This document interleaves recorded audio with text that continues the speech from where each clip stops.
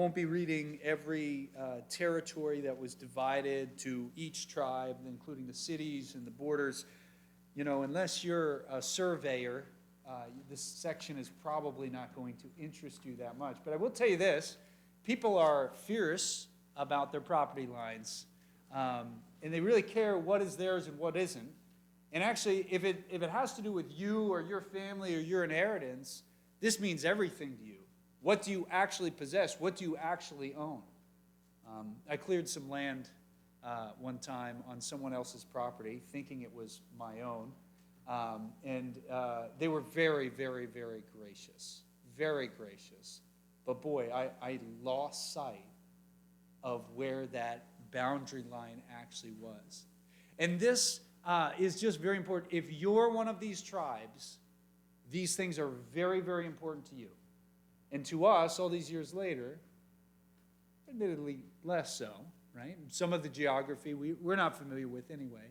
So that's why we'll be skimming some of these sections. But understand, very important to the people who would be living and, developing and, cutting down trees and moving rocks and planting fields. All of this very, very important to them. This promised land, this land of promise, God had delivered into their hands as the nation had come to an end of their conquest, and the tribes would be given by lot these different, sections of Israel, the nation of Israel, to further develop and to finish the job of driving out the remnant of the Canaanites, those tribes that had been there that God was in fact judging through this conquest. So in chapter 16,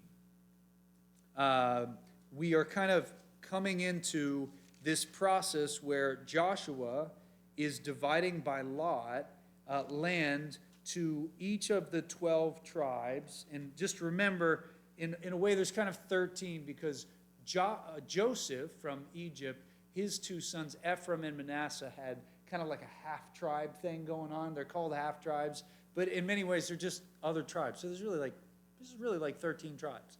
And so they're splitting Israel up, kind of 13 different ways. And, we've seen Caleb stand up and say, hey, I want where the giants are. I want where the strongholds are. That was a pretty cool part of our reading last week. But we're just kind of catching up. We're right in the middle of this act of dividing the land. And you'll see that in chapter 16, verse 1, the lot fell to the children of Joseph from the Jordan by Jericho, and then a description of the land that they would possess. In verse 4, so the children of Joseph, Manasseh and Ephraim, these two half-tribes, took their inheritance. They went out from where they were congregated, maybe perhaps in Gilgal. That was kind of the center by Jericho when they had come into the land. And they took possession of their inheritance. And so a description is given of the land of Ephraim, and that concludes chapter 16. We would note at the end of chapter 16, very significant, and they did not drive out the Canaanites who dwelt in Gezer, or Gazer, whatever. Gezer. I like saying Gezer better. They did not drive out the Canaanites who dwelt in Gezer, but the Canaanites dwell among the Ephraimites to this day and have become forced laborers. That's very interesting. The tribe of Ephraim, we'll see later, is one of the greatest tribes. Joshua is from the tribe of Ephraim. They have many advantages numerically over the other tribes. They have some incredible, a prophecy of fruitfulness given by God all the way back. In fact, that's what Ephraim means. It means twice, or Ephraim, or however you want to say it. It means twice fruitful. Years ago, I'd considered using the name Ephraim for a son, and Jess just shot it down. And here we are. We never got one. But I've always loved that name, twice fruitful, because, of course, Joseph, as he's sold into slavery by his brothers, who were extremely, extremely jealous of him, and they sold him into slavery, and then he was falsely accused along the way, actually of rape, and just horrible things happened to him. He ends up in prison and is through God's divine plan elevated to the second most powerful man in the greatest nation on earth, that being Egypt. Joseph had these two sons, Ephraim and Manasseh. He married an Egyptian, babe, she was. And they had Ephraim, twice fruitful. And it was a reminder to him, his name was, hey, God has been so good to me, right? God has been so good to me. And I think a lot of us would have struggled to name our child twice fruitful if we lived Joseph's life. Just something to think about.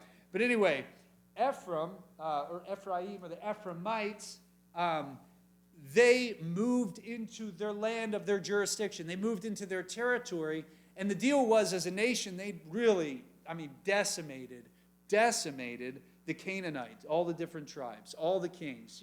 We read about how many kings, 31 kings that Joshua had defeated. Some of them having multiple cities. They decimated them. But there were pockets of Canaanites still in the land. And so when a tribe was to go into their inheritance, their allotted land, they were to continue that process of driving them out. And here we see that this great tribe didn't do that. What did they do instead? They put them to forced labor. It was convenient for the Ephraimites to come in. They had the strength to put them to forced labor. They had the strength to cast them out, to defeat them, to drive them out, to really eradicate them. That word sounds terrible, but that's what they did to the other Canaanite tribes. That's what God had commanded them. But in this instance, they came into their assigned territory, and what did they do? They said, hey, you'll serve us. We'll let you live. You'll serve us. It'll be better for us, more convenient for us. It won't be as hard. We won't have to go through the mess of, rooting you all out of here. And you'll serve us. How did that work for them? Well, the book of Judges tells us it didn't. These Canaanites, they rose up, and with the moral decline of the nation of Israel, generations after Joshua, God allowed these Canaanite tribes to really kick the Israelites' butt, put them to tribute, and dominate them for a long, long time. This compromise did not work, and compromise never does. We'll talk about this a little bit more. They thought this would be convenient. Don't settle for convenience. Don't settle for convenience. What or who are you allowing to stay in your life that God has said, drive out, get rid of it? It cannot be a part of your life. And do you trust him? Really, that's what it comes down to. Do you trust him? Chapter 17 describes the half-tribe of Manasseh and what they received. There's a kind of a narrative of picking up in verse 3. That's a tough one. Anyone want to help me? Zelophehad. Wow. You guys met Zelophehad? Zelophehad, the son of Hepher. Oh, that's unfortunate. The son of Gilead, the son of Machir, the son of Manasseh, so that's going way back, had no sons but only daughters. This has come up in Numbers. I think it comes up in Numbers twice. And these are the names of his daughter, not Mila, but Mala, Noah, Hogla, rough, Milcah, and Tirzah, which is very pretty. I think I know a Tirzah. Just a fun fact about my ignorance. I was talking to another pastor here locally and commenting, we had them over for dinner, we were hanging out, chumming it up, and I said, oh man, you wouldn't believe it. I don't even know how this came up. I was like, so many people these days, they're using Bible names wrong. And they gave the name Noah to their daughter. What a disgrace. It's a boy's name. And he didn't pause at all. He said, actually, that's a girl's name too. And I said, are you sure? And he took me right to this verse, opened his Bible and pointed it out. I felt pretty stupid. So I thought I'd share that with you. It can be a boy or a girl's name. Hopefully that's not all you remember from tonight. So the situation was this man had only daughters. Now these daughters would get married, but what of their inheritance? What of the inheritance of their father? Who would it go to? And the situation was this. Before this all got sorted out, without any sons, the inheritance, what he would give to his children would actually, because he didn't have any sons, it would go to his brothers, the dad's brothers.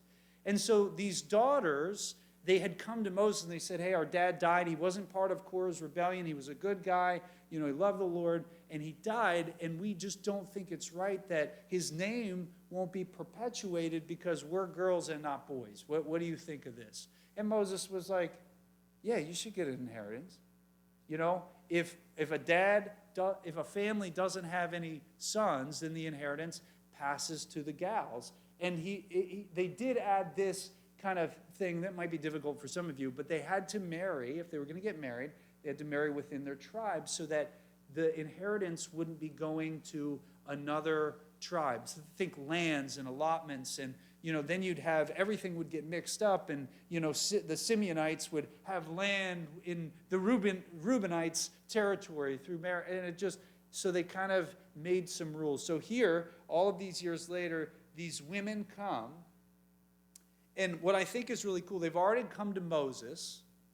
This situation has already been worked out. They have received, in many ways, an inheritance, their father's wealth. But as they come into the promised land, there's land to be got. There's land to be inherited. They're dividing the land. And these girls step up and they're like, whoa, whoa, whoa, whoa, whoa. We have land that is due us too. Not just our father's wealth that would be passed to us. All of these other sons of all of these other tribes are getting land given to them. And we want a piece of what is rightfully ours. You can look at what Moses said. We want what's ours. And I think it's beautiful. Because a girl that won't settle for less than what God has promised her is a rare thing indeed. A girl that won't settle, or a woman that won't settle for less than what God has promised her, is a rare thing indeed. And these girls would not settle. Right? This is a culture where, and it wasn't, in Moses' law, children, slaves, and women received incredible benefits that no other culture and society offered them around the entire world. When Moses began the law, God giving the law to Moses, it was all about, in the first, as it started, he gave them rules to live by, and us too. It protected women's rights. It protected children's rights. It protected the fatherless and the orphan. And other societies knew very little of that. And these women, these 5 daughters, was it 5 daughters or 6? 5 daughters, they came forward and they said, hey, we don't want to settle for less than what God has promised us. I think that's a beautiful thing. And they received an inheritance of land as the land was being divided to the half-tribe of Manasseh. If you go down a little further, in verse 12 of chapter 17, you'll read this.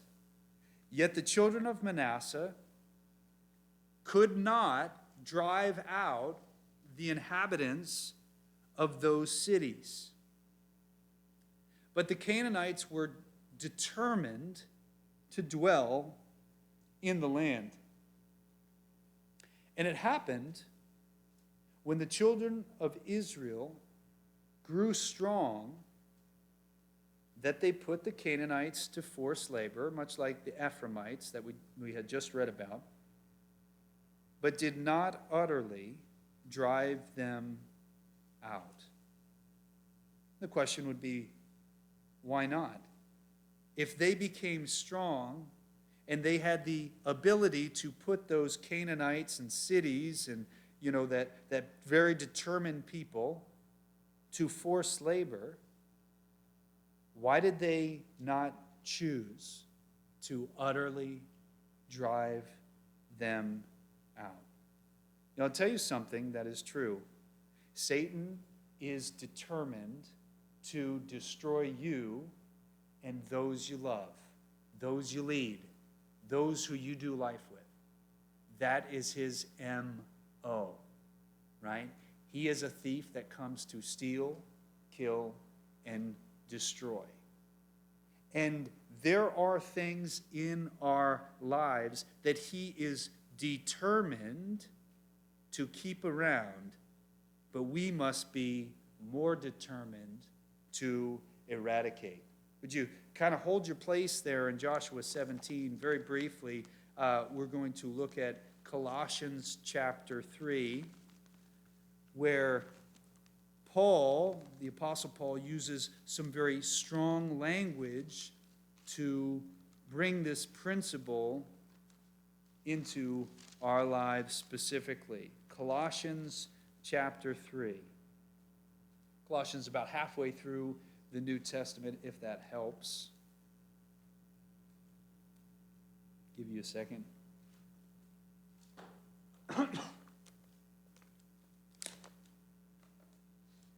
So you get it, right? This tribe, Manasseh, the children of Manasseh, they did not drive out the inhabitants of those cities. Rather, they put them to forced labor because the Canaanites were determined to stay in the land. And even when they grew strong enough to drive them out, they did not. And in Colossians chapter 3, verse 1, Paul would ask us, or would state this. He says, if then you were raised with Christ, if you've been born again, born from above, you have a new heart, a heart of flesh, not a stony heart anymore. If God has worked in your life, seek those things which are where? Above. They're vertical things, not just horizontal things. As much as we need to live here and now, we are told as believers, if we've been raised to new life in Christ, to seek those things which are above, where Christ is sitting at the right hand of God. Now, I'm not, going to get out my heavenly binoculars and try to peer up there and see what's going on. It is about a relationship where we are looking to our risen Messiah for specific direction on how to do daily life. Give us our daily bread. Don't lead us into temptation. Deliver us from the evil one. As you have forgiven us, may we forgive those who have hurt us, right? It's the prayer that Jesus taught his disciples. We say it's the Lord's Prayer. It's the believer's prayer. Your will, your way, all of that be done, right? Your kingdom come, not mine. And so that is what we're seeing here in verse 2. Trust that you're there. Your eyes are on the page. Set your mind on things above, not on things on the earth. Now, my question to you is this. How often do you have to set your mind on things above? If you're like me, it's a resetting. It wasn't as if I came to Christ and I was like, and from then on, I was good. It is a continual resetting, a refocusing and saying, hey, life is not just here. I need to look to him, and he will help me with the things down here. I need him. I need what he alone can offer me. Without him, I'm an orphan. But with him, I have the greatest dad. I have the master of every situation. I have he who is peace and he who is strength living and residing in me. And he'll help me through whatever I face. Set your mind on things above, not on the things on the earth. For you, what? What does it say? I'll let you answer that. For you died. For you died. You surrendered your life. You gave it to him. And your life is hidden with Christ in God. It's secure and safe. You're not going to lose it, right? If you live for yourself, you'll lose everything. But if you give him your life, you will gain something you can never lose. For you died, and your life is hidden with Christ in God. When Christ, who is our life, appears. That's what a Christian is.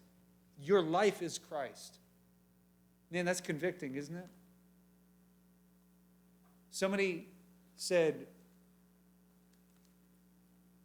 two people talking about me, right, in Walmart. They said, hey, you know that guy? Yeah, I know that guy. What's he all about? Well, I used to be a pretty good soccer player, and he builds sometimes, and he's got a big family. I know, but what's he all about? Man, what would they say? Christ, who is our life. What do my kids think? What does my wife think? And you could say, well, what does that matter? Well, it's probably a closer approximation to the truth than what I think about myself. We all tend to have pretty jacked up self-esteem one way or another. Is Christ your life? For you died, your life is hidden with Christ in God. When Christ, who is our life, appears, certainly that was true of Paul, then you will also appear with him in glory. And then listen to this, how strongly Paul puts it. Therefore, put to death your members which are on the earth. Just like the tribe of Ephraim and the tribe of Manasseh was to not compromise and put the Canaanites to death. They were to drive them out and utterly destroy them. Therefore, utterly destroy, put to death your members. Whose members? Our members. It's us. It's like we're not fighting against, Muslims or Hindus or, different nations. Who's the Bible say that we're really fighting against? Ourselves. The strong enemy, right? Powers and principalities. We don't wrestle against flesh and blood, but it's not even just, Satan and the world that's corrupt. The problem is my own flesh. Put it to death. He says, therefore put to death your members which are on the earth, fornication, that is any sexual activity outside of covenantal marriage, any at all, uncleanness, passion. Looking at uncleanness, I believe, is a very unique Greek word that it included adultery, but it was used specifically of every sexual deviant act, including homosexuality, in the context of, first century Greek. But, people, and I only say that because people say, well, the Bible never really talks about homosexuality. Well, first of all, it talks about it explicitly in many places. And then it talks about it. And another thing people say is, well, Jesus never said that it was wrong. Well, Jesus used the same word and said that it was part of the moral filth that comes out of a person's heart, along with a lot of other things that we're all guilty of. And so just throwing that out there. Fornication, uncleanness, passion, evil desire, and covetousness. Oh boy, covetousness. We ought to put covetousness to death. One of the greatest forms of covetousness is those things that we lift up in God's full view and say, God, I couldn't live without this. I couldn't live without this. My life would be terrible without this. It wouldn't even be worth living. Can you imagine? It'd be in a much different way, but it might help us if I said to my wife, and I wasn't like, I'm happy here, I love this job, I love what I do, but I'm back in construction years ago, and I said, if I don't get a new job, life isn't even worth living. How would she feel? Like she didn't matter at all. In covetousness, where we're not content with what God has given us, and sometimes it's, hey, wait, I want to give you some, but wait. You're in a season of waiting for that good thing, right? The temptation is to rush ahead and take it now, get it now. I want it now. But he's saying, hey, wait, be content. You have me. In covetousness, Paul would say, and I know we're spending a lot of time here, he says it is idolatry. It's where you're lifting up something higher than God and saying, if I lost this, what's the point of life? Now, if we say that about God, it means he's on the throne and he's the most important thing in our life. He is our life. But, honestly, there's other things that can very easily eclipse him. That's true for all of us. And they're not all evil, terrible things. Because of these things, the wrath of God is coming upon the sons of disobedience in which you yourselves once walked when you lived in them. That's where we lived. And just to say it quickly, I don't really want to spend a lot more time here, but now you yourselves are to put off all of these. So he says, put to death these things, and then he says, hey, by the way, I've got another list to throw at you. And a lot of us, we got saved in fornication. We're like, oh yeah, we got married and we settled that, and we stopped doing drugs. We stopped drinking all the time. We stopped living out passion, evil desire, getting in fights. We just, things really did change.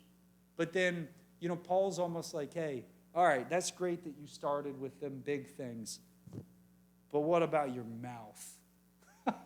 Right? What about anger, wrath, malice, blasphemy, filthy language, lying? What about those things? You put them to death too? And it's a reality for many of us that we let some of those things slide, especially for us that lived pretty heinous lives. It's like, yeah, that's not really that big of a deal. But what we're reading in the Old Testament is more than history, and we ought to take care of those things. Things that the Spirit of God illuminates within your heart. He casts His light. The searchlight comes on, and that thing, it's got to go. Put it to death. Drive it out. Okay. Beat that horse long enough. It's very interesting in chapter 17, verse 14. I'll give you a second to turn back there. Joshua 17, verse 14. One of my favorite parts of tonight's study. Then the children of Joseph, this would be Ephraim, Manasseh. Remember, Joshua, the leader of the nation, is an Ephraimite. So this is his clan, his tribe, his brothers, right? They come to him and they say, why have you given us only one lot and one share to inherit, since we are a great people, inasmuch as the Lord has blessed us until now? You can imagine, right? He's sitting in his tent, and they come, and it's the administrative seat for all of Israel, and the land's being divided up. And Ephraim and Manasseh, they've been distributed their land, but they're not content with it. And so they think, hey, we've got a friend. We've got a friend in high places. And so they come to Joshua, and they're like, yo, Joshua, fellow Ephraimite, what's going on? Hey, we're feeling like we need more. We are a great tribe. And what you have given us isn't enough. You ever feel that way? Right? God, if you just gave me more, then I'd be happy. Right? If I could just have this and this. And we've got a long list, actually. Right? More money, more time, a different job, But if you follow that down, you'll never say it, but you'll start wishing for things that are actually terrible. Wish I had different kids. Wish I had a different spouse. Wish I had a different life, right? To the point where, look at our culture today. I wish I was a different gender, right? Honestly, we've got to be content with God's plan and His timing. And so they come to Joshua and they say, we're not content. We are a great people, and we think we deserve more. I love Joshua's answer. He's going to challenge them.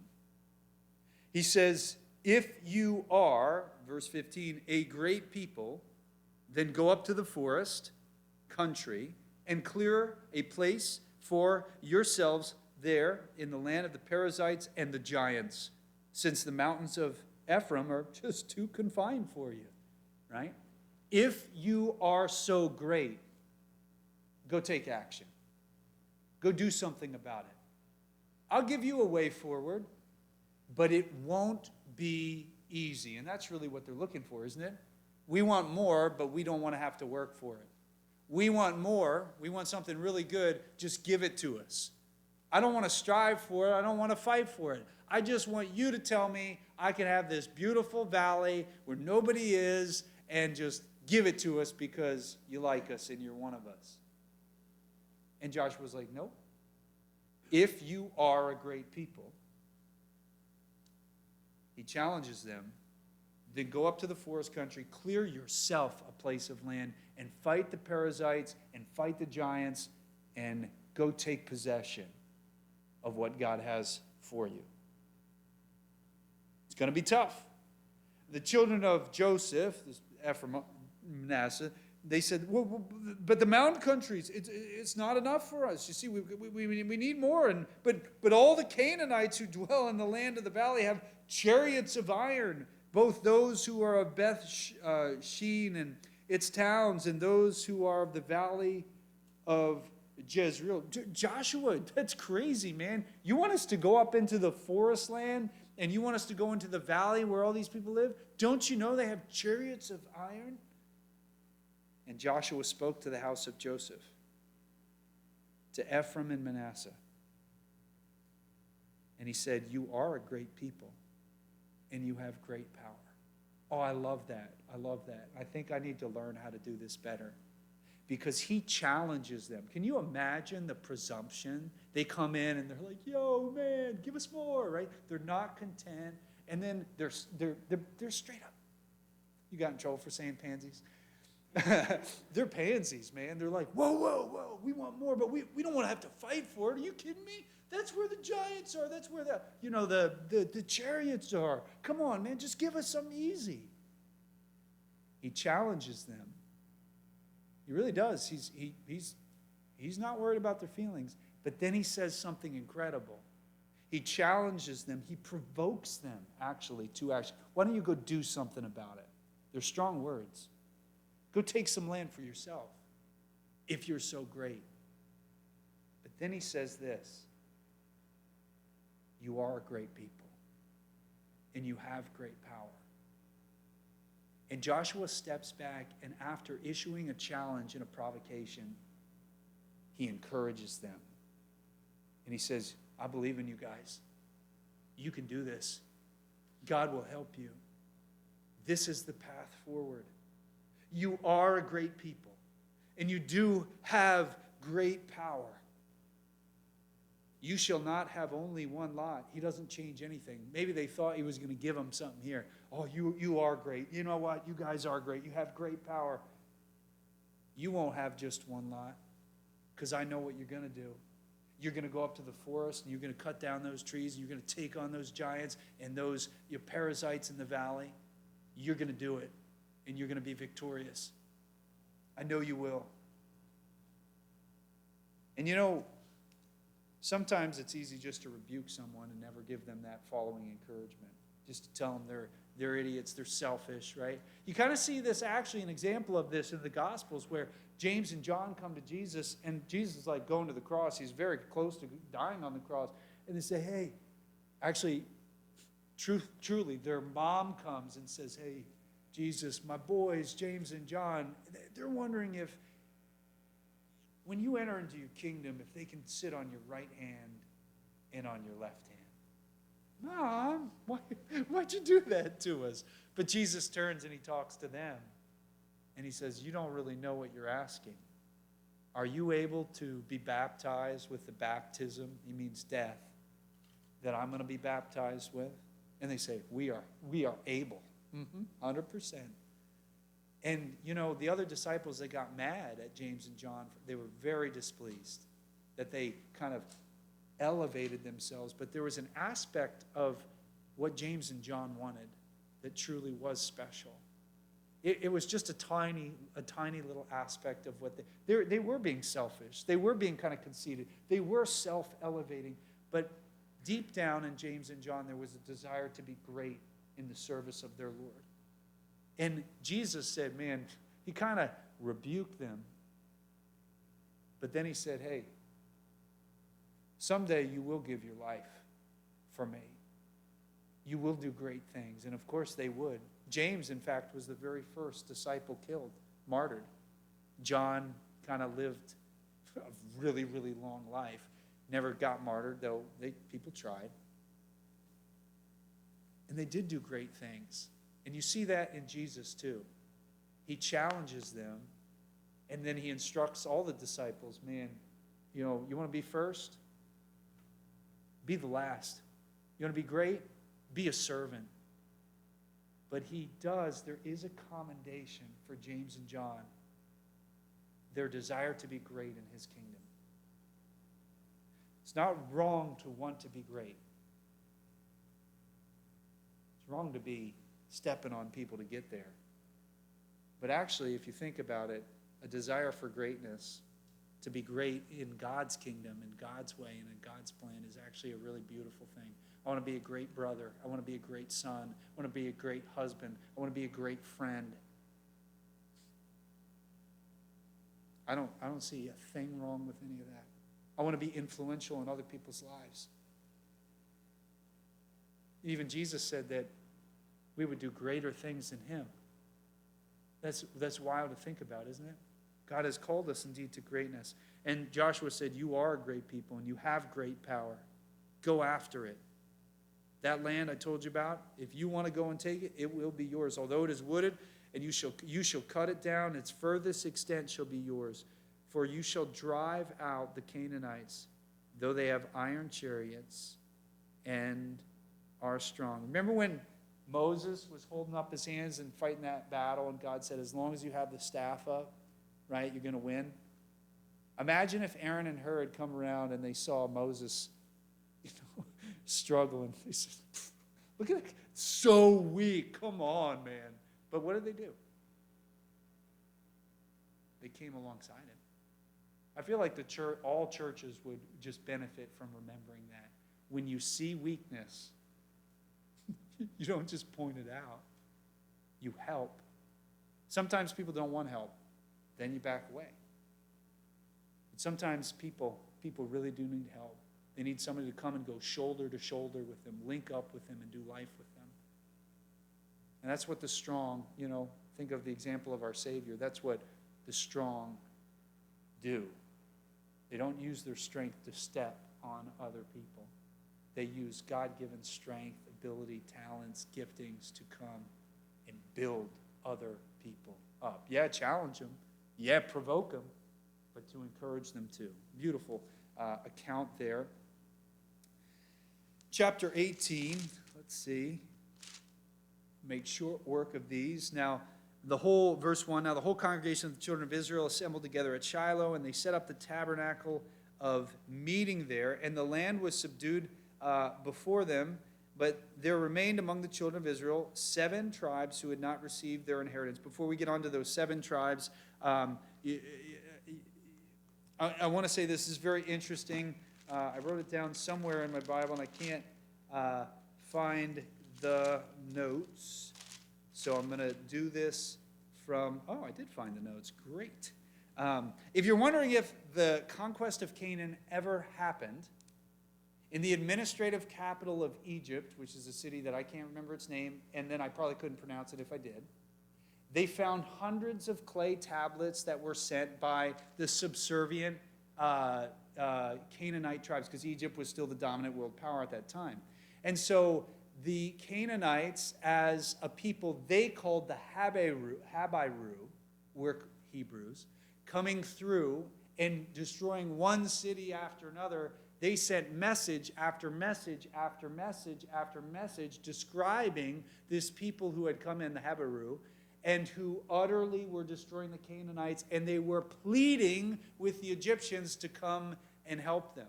And you can look at the details from these clay tablets, and not a single one of them contradicts very specific things. Like they came in and they took pretty much everywhere. They took this city, they took this city. But it says specifically that they didn't take Jerusalem, which wouldn't be taken until David's time. And that was all included in these tablets. And we found these tablets, and basically what secular or the scholars will say is that we don't really know that the Habiru are the Hebrews. Well, if you use the Bible as a historical source, you know exactly who the Habiru are and who dominated Canaan. And here's the reality. The Canaanite cities, they were destroyed. And then if you're an archaeologist, the next layer up is all Israelite pottery, coins, and fragments. Right? There's nothing in between. So it's just really cool to know that history, archaeology, really backs up this whole conquest and this whole development. So the people came to Shiloh. It will become the spiritual center of Israel. Now, this is interesting to me. So at Shiloh, they set up the tabernacle of meeting. You got people seeking God. The Levites are doing their thing, and the priests are doing their thing. And you have these tribes, 7 of them left, that are actually content to hang out at Shiloh when the rest of the land is still, they haven't taken possession of their allotted lands. Like, you've come all this way, you've fought, sweat, blood, tears, right? You've done all of this stuff. They come to Shiloh, they pitch their tent. I guess you could say they're having church, and they're like, no, this is good enough. This is good enough right here, right? We're going to stay here forever.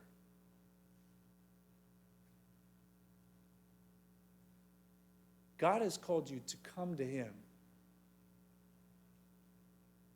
But as your commander-in-chief, he can send you out wherever he wants.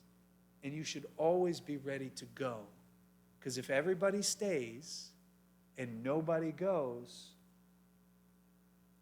the land that he had promised would not be taken possession of. Part of the natural course of ministry is you go somewhere, you get fed, and then you allow God to take you to where he is calling you. A healthy church reproduces not just believers, but men that are called to ministry and will go and plant churches elsewhere. And so here it's kind of sad, but they're hanging out. I mean, a lot's happening there. It's the center of Israel now. The tabernacle's set up. But there were these 7 tribes which had not received their inheritance. So Joshua, not one to mince words, he said to the children of Israel, to these 7 tribes, how long will you neglect to go and possess the land which the Lord God of your fathers have given you? Slackers. He actually called, in the King James, he used the word, you're slack. You're a bunch of slackers. Get out there and do something. And look, you could hear this wrong, and I've made as many or more mistakes than you. So the fact is, probably the greatest blessing in my life has come from me hearing God's call to come to Maine and leave Bangor after a few years and go to Old Town, help plant a church there. And then after I was there for 5 years, one day I walked into my pastor's office, and the pastor of this church was sitting with them, and they said, hey, we'd like you to pray about coming up to Lincoln, Maine. I'm like, more north? I don't think so. And I think back and think, what if I was unwilling to go? God was saying, go, do it. I'll be with you. And my wife was saying, come on, honey, let's do this together. We were afraid. A lot of things didn't make sense. But one thing really did, and it was that God was telling me to go. Go on this adventure of faith. Go. And I think sometimes we're looking for convenience, we're looking for comfort. And when that call comes, we just want to stay at Shiloh. He says, man, how long will you neglect to go out and possess the land which the Lord, the God of your fathers, have given you? And so he tells them, hey, pick some men, 3 from each of these 7 tribes, go survey the lands, and then come back, and we're going to cast lots, and I'm gonna give you land. So they went out, they surveyed the land, and then Joshua cast lots for those remaining parcel of lands to distribute them to the remaining 7 tribes. Kind of interesting, but when you roll a dice and you're gambling for money, it's just dumb luck, right? I mean, I guess you could say God knows what the dice are going to, but these dice are loaded. God's in charge of this whole process, but he wants to be the one to choose where each tribe is going to be. He doesn't want Joshua, or he doesn't want a judge, or he doesn't want the spiritual leaders or the priests to choose. He wants to choose. And so the dice are loaded, so to speak, in figuring out who gets what. So land is distributed to Benjamin, chapter 18, as we begin 19, to Judah, Zebulun, Issachar, Asher, Naphtali, and Dan, and we'll end up at the end of chapter 19 with this short account. We're going to get out early, guys. It's pretty cool. When they had made an end, this would be chapter 19, verse 49. You with me? When they had made an end of dividing the land as an inheritance according to their borders, the children of Israel, I love this part, they gave an inheritance among them to Joshua the son of Nun. You know what that means? Joshua, as an administrator and as a leader, didn't take the best for himself. In fact, he didn't take anything for himself. He distributed everything else, and he would have been content with just what he had a portion of, and that was the life that he had lived in the service to others. He was content with the Lord and what God had called him to do and the great life he had lived. But the people, man, they weren't content with that. They saw this man that had given his life in service to their nation. And they all came forward and they said, what about you? Can we give something to you? And he said, yeah, give me that ruined city over there. I'd take that. It was something that they had all passed up. You know, one of the pastors that I love down in Machias, his name's Aaron Dudley, and he told this story here, used this example here. He said, you know, serving God is kind of like when you're at Thanksgiving and the best pie gets set down on the kitchen counter, and you look around the room and there's like 10 people, and there's only 8 slices of pie. Your job is just to make sure everybody else gets a slice. God will take care of you, right? In the end, man, you just make sure the kids get a slice, and your friends get a slice, and your wife gets a slice. In the end, blessed are those, you're more blessed to give than to receive. Those are the words of Jesus himself. You're more blessed to give than to receive. And Joshua emulated that, and you know, they gave him what was left over. And you know what's really cool to me? According to the word of the Lord, they gave him the city which he asked for. I mean, understand, he didn't get first pick. He just got something left over. It'd be like scraping the dish, getting the crust of that pie and being like, all right, cool. He got a place called Timnath Serah. And I looked it up because I thought maybe it was significant. And indeed, the name it means portion of abundance. What he got was more than enough for him. Maybe it wasn't for anybody else, but for him it was. It was a ruined city, and it was in the mountains of Ephraim. That's his tribe. And he built the city and dwelt in it. Do you guys remember how old he is? He's 85. At 85 years old. He's not retiring, by the way. It's going to be a bivocational venture. He's like, oh, you guys want to give me something? All right, give me that place. And he goes and he develops it, and he builds not a house, not a town. What does he do? He builds a city. Man, you cannot stop godly people. You can't stop them. The source of Joshua's strength is the Lord. He's 85 years old, and he's still building and starting from scratch. Man, this guy is amazing. Verse 51, we'll conclude. These were the inheritance which Eleazar the priest, Joshua the son of Nun, and the heads of the fathers of the tribes of the children of Israel divided as an inheritance by lot in Shiloh before the Lord at the door of the tabernacle of meeting. And so they made an end of dividing the country. Father, we thank you for your word. We thank you for being here with us tonight, your presence in each of our lives, just personally and especially when we gather. It's just amazing, Lord, you meet us here. And we pray that you met our kids here. We'd learn from them what they learned from you. And just grateful, Lord, for all that you're doing, Lord. And we don't want to settle for less than anything that you have for us, Lord. So help us to listen, trust you, and to seek you first. Amen. Grace and peace, guys.